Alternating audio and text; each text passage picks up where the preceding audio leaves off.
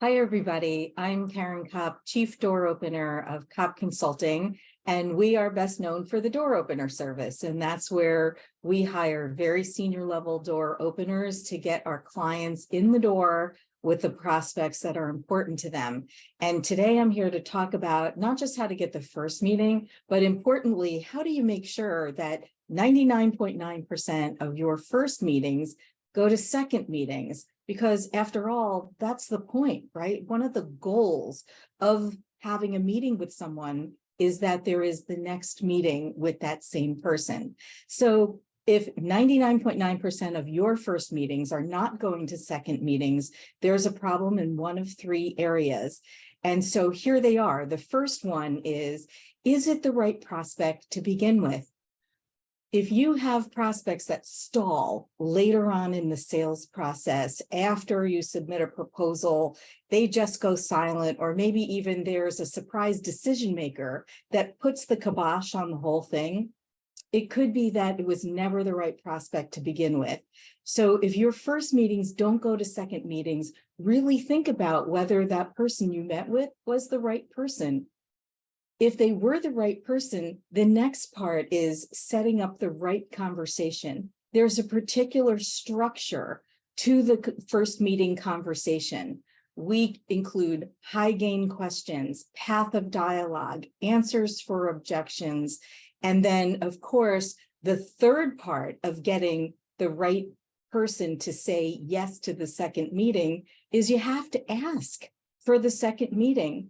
Would you believe that a lot of our clients will get on a first meeting that we've gotten for them with a prospect that they're drooling to do business with? And at the end of the meeting, they might set next steps, but they don't ask for the date and time for the next meeting. So 3 areas that have to go right during the first meeting. Number 1, make sure the meeting is with the right prospect.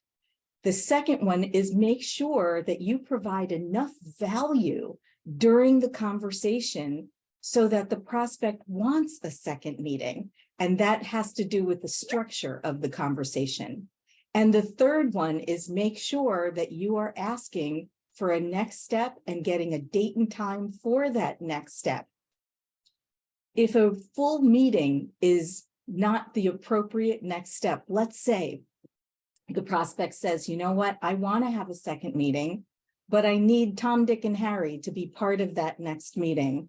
And they aren't ready to set the next date and time because they may not have the calendars of the other people. No problem. What do? Set a 10-minute check-in call. Say to the prospect, when will you be talking with Tom, Dick, and Harry? A couple of days from now, do you see them in a particular meeting that happens every week? You'll see them on Monday? Fantastic. Let's set a time, 4 o'clock on Monday for 10 minutes, and we'll find out what their calendars are, and we'll go ahead and set the date and time at that point. How's Monday at 4 o'clock for 10 minutes? The prospect will say yes. They will be very appreciative of the fact that you are keeping this process moving for them. Believe me, they want to make decisions. They have to make decisions. And the best way you can help them is by setting that date and time for the next meeting. I hope you've enjoyed this. Congratulations on all the first meetings you're getting, and make sure they're going to second meetings.